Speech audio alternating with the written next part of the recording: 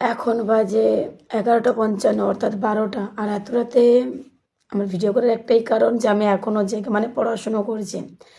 আমি পড়তে পড়তে ভাবছিলাম যে এটা হয়তো সম্ভব শুধুমাত্র মমতা বন্দ্যোপাধ্যায়ের শাসনকাল বলে।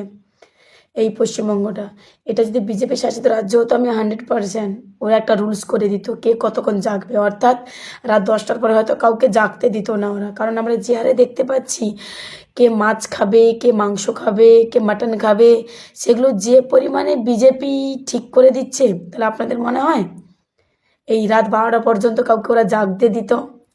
জীবনে কোনো দিন দিত না।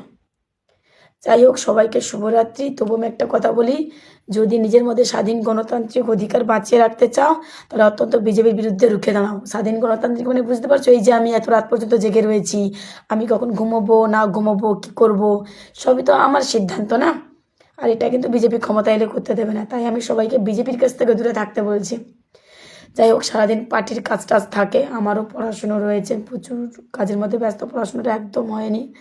তো পার্টি পার্টি করে করে তো পড়াশোনাটা একটু জলে চলে আছে। যাই হোক, আমাকে পড়তে হচ্ছে। তো গুড নাইট সবাইকে। আবারও বলছি, বিজেপি থেকে দূরে।